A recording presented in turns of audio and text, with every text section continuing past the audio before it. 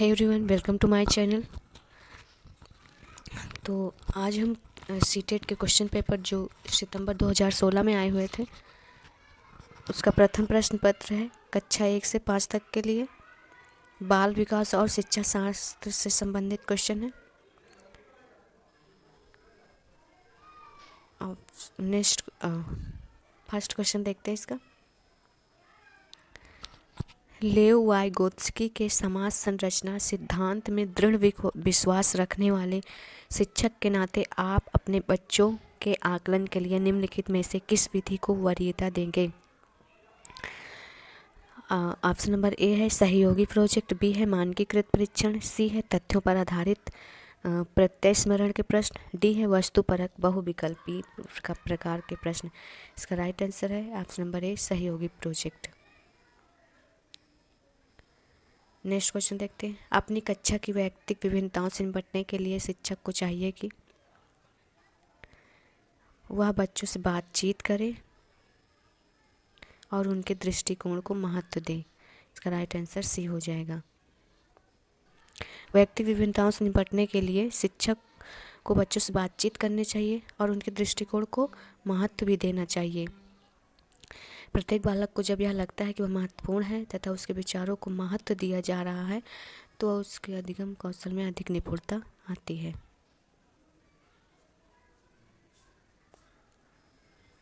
Next question है, आकलन उद्देश्य पूर्ण होता है यदि इससे विद्यार्थियों और शिक्षकों को प्रतिपुष्टि फीडबैक प्राप्त हो। इसका right answer option number B हो जाएगा। आकलन का उद्देश्य बालकों की अभिवृत्ति, क्षमता तथा ज्ञान का स्तर इत्यादि का मापन करना होता है।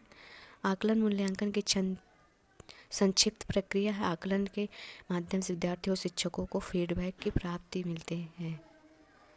नेक्स्ट क्वेश्चन देखते हैं। राष्ट्रीय पाठ्यचर्या की रूपरेखा NCF 2005 के अनुसार शिक्षक की क्या भूमिका है? तो ऑप्शन नंबर ए है सत्तावादी, बी है अधिनायकी, सी है अनुमति का परक और डी है सुविधादाता। तो इसका राइट आंसर हो जाएगा डी सुविधादाता। राष्ट्रीय पाठ्यचर्या की रूपरेखा NCF 2005 के अनुसार शिक्षक की भूमिका सुविधादाता की होती है। राष्ट्रीय पाठ्यचर्या की रूपरेखा 2005 के अंतर्गत शिक्षक को बाल केंद्रित बनाने, परीक्षा में सुधार करने, जाति धर्म के आदि आधारों पर होने वाले भेदभाव को समाप्त करने से है। नेक्स्ट क्वेश्चन देखते हैं।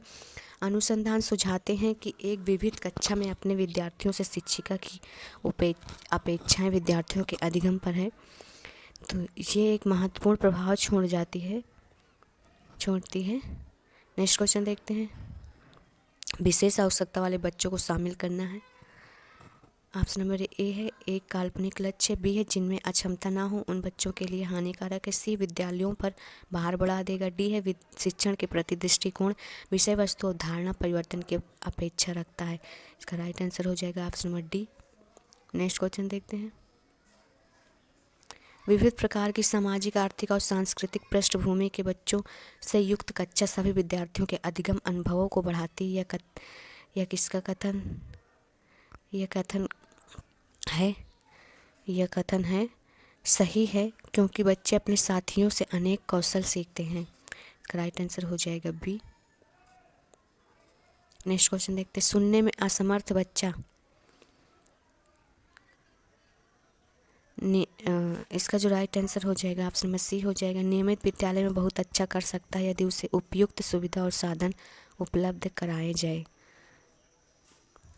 नेक्स्ट क्वेश्चन देखते हैं। निम्नलिखित में से कौन सी विशेषता प्रतिभावान शिक्षार्थी की है?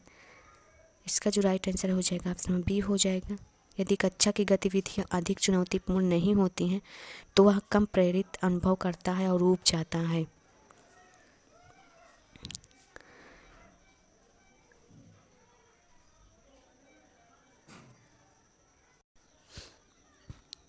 जिन बालकों की बुद्धि समान बालकों से अधिक होती है और उन्हें प्रतिभावान बालक भी कहते हैं।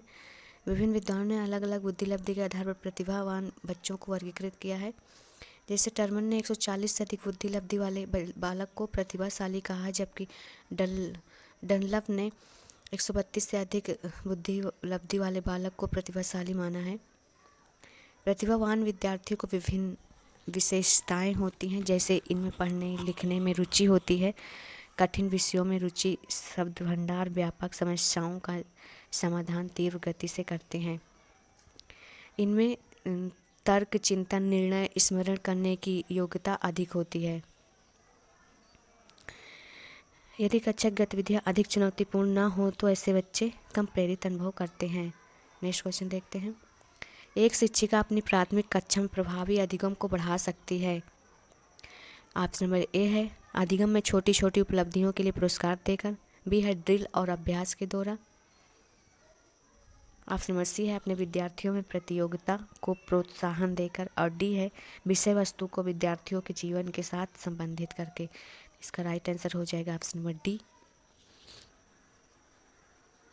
पाठ्य विषय को छात्रों के जीवन से जोड़कर उस पाठ को आसानी से और रुचिपूर्वक ढंग से छात्रों को सिखाया जा सकता है। विषय वस्तु को विद्यार्थी के दैनिक जीवन के साथ संबंधित करके प्रभावी अधिगम का उत्तरोत्तर बढ़ाया जा सकता है। नेक्स्ट क्वेश्चन देखते हैं।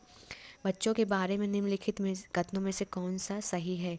ऑप्शन नंबर ए है बच्चे जानकारी की निष्क्रिय प्राप्त करता है, बी है बच्चे समस्या समाधान करता है, सी है बच्चे वैज्ञानिक शोध करता है, डी है बच्चे पर्यावरण सक्रिय अन्वेषण है। तो इसका राइट आंसर हो जाएगा ऑप्शन नंबर बी, सी और डी राइट आंसर है, ए गलत है। नेक्स्ट क्वेश्चन देखते हैं।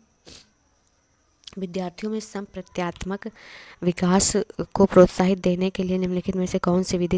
नेक्स्ट क्वेश्चन देखते हैं। विद्यार्थियों में संप्रत्यात्मक विकास को प्रोत्साहन देने के लिए निम्नलिखित में से कौन सी विधि सबसे प्रभावी है?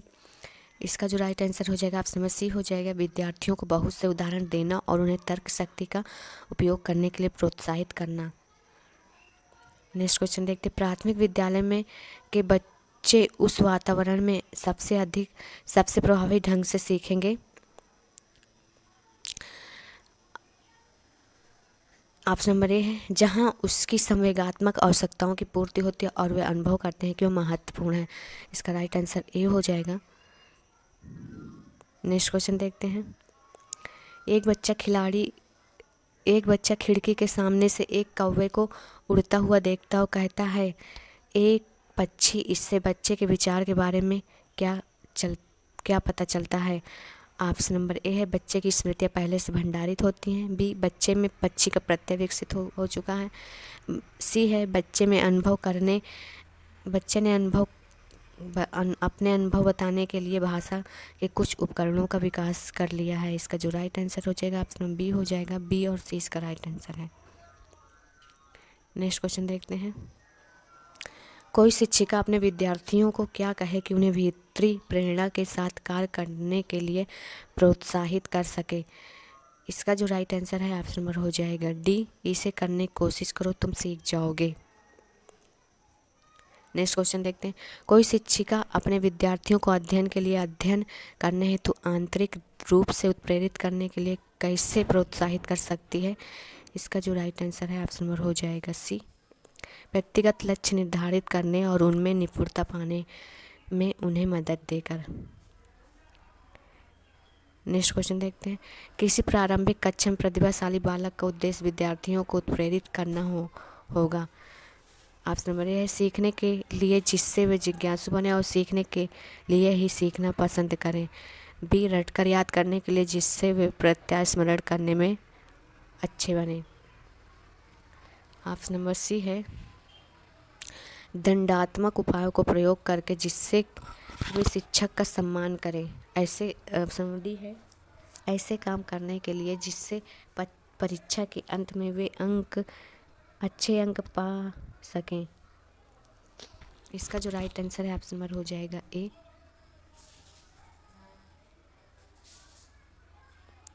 नेक्स्ट क्वेश्चन देखते हैं। निम्नलिखित में से कौन सा उदाहरण प्रभावशाली विद्यालय की प्रथा है? ए है निरंतर तुलनात्मक मूल्यांकन, बी है शारीरिक दंड, सी है व्यक्ति सापेक्ष अधिगम, डी है प्रतियोगितात्मक कक्षा। इसका जो राइट आंसर है सी हो जाएगा व्यक्ति सापेक्ष अधिगम। नेक्स्ट क्वेश्चन देखते हैं। विकास का सिरा पदाभिमुख दिशा सिद्धांत व्याख्या करता है कि विकास इस प्रकार आगे बढ़ता है। ए है समान से विशिष्ट कार्यों की ओर, बी है भिन्न से एकीकृत कार्यों की ओर, सी है सिर से पैर की ओर, डी है ग्रामीण से शहरी क्षेत्रों की ओर। इसका जो राइट आंसर है ऑप्शन नंबर हो जाएगा सी, सिर से पैर की ओर। नेक्स्ट क्वेश्चन देखते हैं, भाषा विकास के लिए सबसे संवेदनशील समय निम्नलिखित में से कौन सा है? ए है जन्म पूर्व का समय, बी है मध्य बचपन का समय, सी है वयस्क अवस्था, डी है प्रारंभिक बचपन की समय। इसका जो राइट आंसर है ऑप्शन डी हो जाएगा। नेक्स्ट क्वेश्चन देखते हैं, एक 6 वर्ष की लड़की खेल कूद में असाधारण योग्यता का प्रदर्शन करती है। उसके माता पिता दोनों ही खिलाड़ी हैं। उसे नित्य प्रशिक्षण प्राप्त करने भेजते हैं और सप्ताहांत में उसे प्रशिक्षण देते हैं। बहुत संभव है कि उसकी क्षमताएं निम्नलिखित दोनों के बीच परस्पर प्रतिक्रिया का परिणाम होंगी।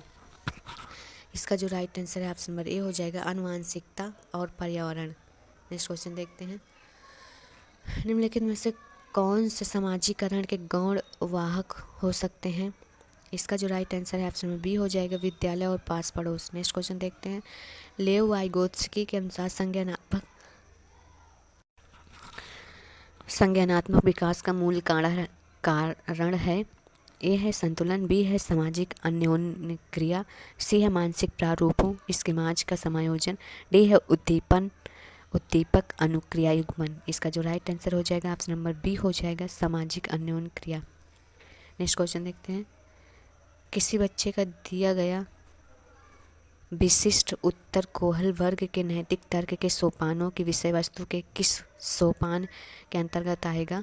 यदि आप ईमानदार हैं तो आपके माता पिता आप पर गर्व करेंगे, इसलिए आपको ईमानदार रहना चाहिए। इसका राइट आंसर हो जाएगा सी, अच्छी लड़की अच्छा लड़का अनुकूलन। नेक्स्ट क्वेश्चन देखते हैं, जीन पियाजे के अनुसार अधिगम के लिए निम्नलिखित में से क्या आवश्यक है? इसका जो राइट आंसर है ऑप्शन नंबर ए हो जाएगा, शिक्षार्थी के द्वारा पर्यावरण की सक्रिय खोजबीन।